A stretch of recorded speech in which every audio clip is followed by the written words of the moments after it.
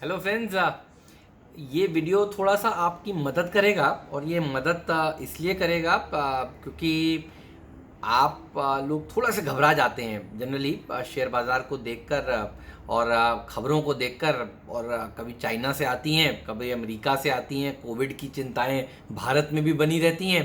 तो मैंने सोचा एक ऐसा वीडियो रिकॉर्ड किया जाए जिससे आपको थोड़ा सा हौसला मिले। और जब भी वो मुझे एक डायलॉग याद आता है मूवी का, the three idiots, all is well. तो आपको बार बार अपने आप से कहना पड़ेगा ऑल इज़ वेल, कोई दिक्कत की बात नहीं है, क्योंकि दरअसल ऑल इज़ वेल। और ये मैं इसलिए कह रहा हूँ क्योंकि आप देखिए अमेरिका के बाज़ारों का पिछले हफ्ते का प्रदर्शन अगर आप देखिए तो करीब करीब S&P 500, ये एक ऐसा सूचकांक है जिसमें 500 कंपनियां शामिल है। इसने करीब करीब 2.25% के रिटर्न्स दिए, 1.8% टू बी प्रिसाइज। ये बीते हफ्ते की बात है। डाउ ने 1% के पॉजिटिव रिटर्न्स दिए हैं।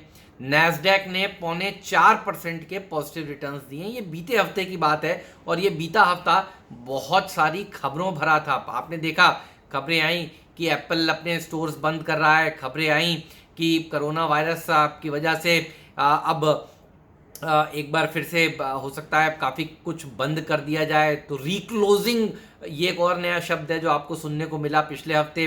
लेकिन आप कहते हैं शेयर बाजार में भाव भगवान है और भाव ऊपर है, तो 40% ऊपर है ये मार्च के लोज से। अमेरिका की बता रहा हूँ मैं आपको।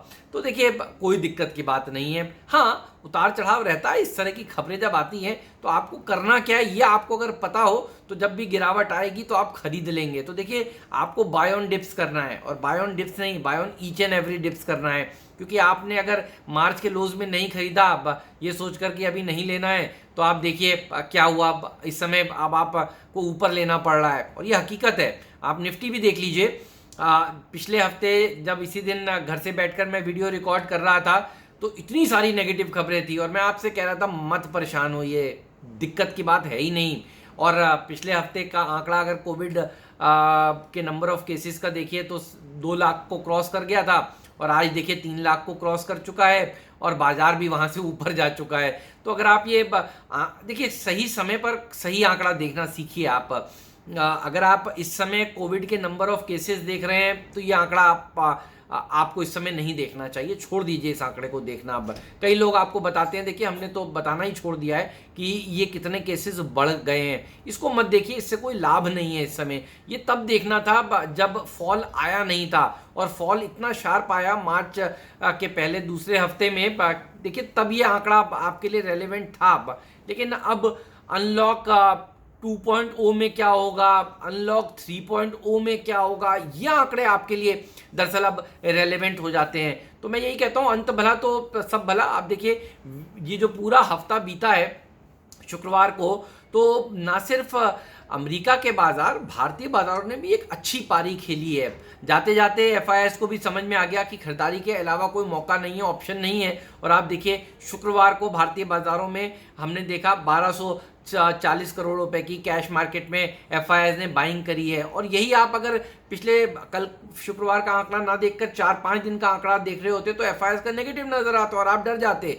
लेकिन आपको देखना चाहिए जून का पूरा आंकड़ा। जून में 20,000 करोड़ रुपए की एफआईएस ने बाइंग करी है। तो आप देखिए बड़े आंकड़े को देखिए, लार्जर पिक्चर को देखिए, और इंडेक्स के हैवी वेट्स कैसे बिहेव कर रहे हैं देखिए। आरआईएल डेट फ्री हो गया, आरआईएल ने किस तरह से कंट्रीब्यूट किया पिछले हफ्ते बाजारों में। सेंसेक्स और निफ्टी ने पिछले हफ्ते 3% की रैली दिखाई है। और याद करिए पिछले हफ्ते इस जो वीडियो हमने वीकेंड पे रिकॉर्ड करके आपके सामने पेश किया था, आप देख सकते हैं टाइमलाइन पर, मुनाफे के मंत्रा में पड़ा हुआ है वो। तब भी मैंने आपसे ये कहा था कि 10,000 को तो लांघेंगे ही, 10,200 की तैयारी हो रही है। तो वही हुआ। आप देखिए 10,200 का स्तर आपने देख लिया आते हुए। अब आपको 10,350, 10,600 यहाँ के बारे में सोचना शुरू कर दीजिए। और जुलाई में फिर 11,000 उसके ऊपर के लेवल्स के बारे में सोचना स्टार्ट करिए। देखिए धीरे धीरे करके आपको ऊपर के लेवल्स देखने को मिलेंगे शेयर बाजार में। और जो पिछले लेवल्स थे जिसको हम बड़ी मुश्किल से 10,000 के लेवल को लांघ रहे थे, वो अब एक महत्वपूर्ण सपोर्ट हो जाएगा। उसके ऊपर अब हम बने रहेंगे। और मुझे लगता है कि अगर आपको कोई नेगेटिव खबर आती है तो अपने दिमाग को इस तरह से ट्यून करें कि उसमें पॉजिटिव ढूंढें। मिसाल के तौर पर समझा देता हूं आपको, अगर आपको ऐसी खबर आती है कि इंडिया और चाइना में बहुत तनाव हो रहा है जी, बहुत दिक्कत हो गई है, आप सोचिए आप क्या कर रहे हैं उसके लिए। आप लोग चाइना के सामान को अब मन बना रहे हैं कि नहीं खरीदेंगे, तो उससे भारतीय कंपनियों को लाभ होगा ना। आप वो कंपनियां खरीदिए जो अब आप खरीदेंगे, जो चाइना का सामान पहले बना रही थी और भारत की कंपनियों को खरीदेंगे। आप वो सोचिए कि सरकार किस तरह से एंटी डंपिंग ड्यूटी दरअसल लगा रही है कौन कौन से प्रोडक्ट्स के ऊपर जो चाइना से और दूसरे दुनिया भर के बाजारों से भारत में डंप हो रहे हैं। आप उन टेक्सटाइल कंपनियों के बारे में सोचिए जो बंद हो गई थी क्योंकि सस्ता चाइना से कपड़ा भारत में डंप हो रहा था। देखिए, आपको इस तरह से अपने आप को माइंड को शेपअप करना पड़ेगा, रीट्यून करना पड़ेगा, रीएडजस्ट करना पड़ेगा, तब आप शेयर बाजार में दरअसल पैसा बना पाएंगे। अगर आप सोचेंगे कि जी बॉर्डर पे तो बहुत तनाव है, तो ये पहली बता दूं आपको, ये आज के तनाव नहीं है, 10 साल पुराने तनाव है।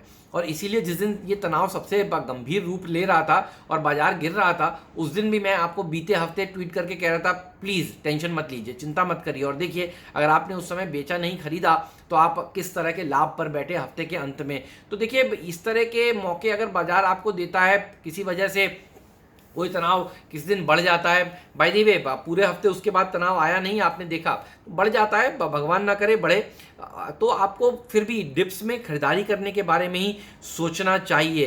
तो वी शेप रिकवरी देखिए भारतीय बाजारों ने दिखाई है, और अगर आपने सही समय पर खरीदा तो आप खुद समझ रहे हैं किस तरह से आपने प्रॉफिट कमाया है।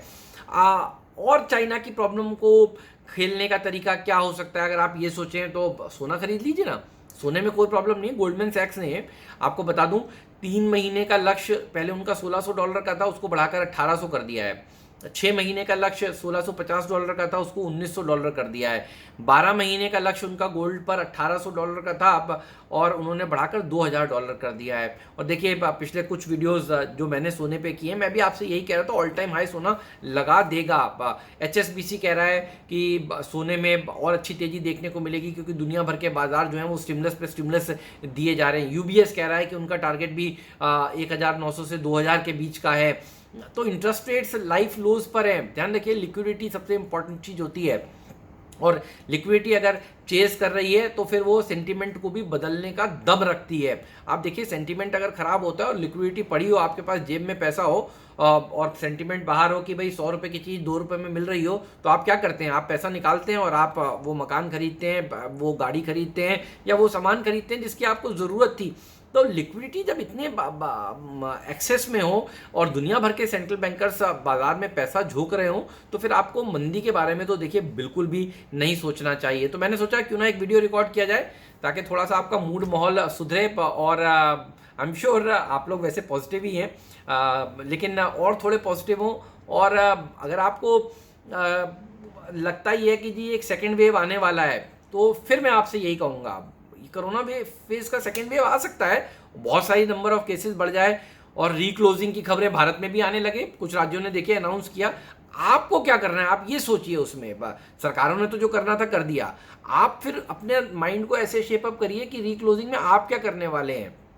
आप वर्क फ्रॉम होम फिर से और ज़्यादा करेंगे, बाकी के लोग जो जा रहे थे दफ्तर वो घर जाएंगे, डिसइंफेक्टेंट्स का इस्तेमाल ज़्यादा होगा, वो केमिकल कंपनियां जो डिसइंफेक्टेंट्स बनाती हैं, जो केमिकल्स बनाती हैं, उनके ऊपर फोकस करिए। देखिए, तो तरीके हैं, एक ही खबर में पॉजिटिव भी ढूंढ सकते हैं आप। और इस समय बाजार में दरअसल पैसा बनाने का मंत्र यही है। तो मैंने सोचा मुनाफे के मंत्र चैनल पर आपको ये मंत्र भी इस वीकेंड पे ज़रूर दे दिया जाए। Be positive please. Thank you. अगर आपको पसंद आया ये वीडियो तो अपने दोस्तों में, मित्रों में ज़रूर शेयर करिएगा और लाइक भी ज़रूर करिएगा। शुक्रिया।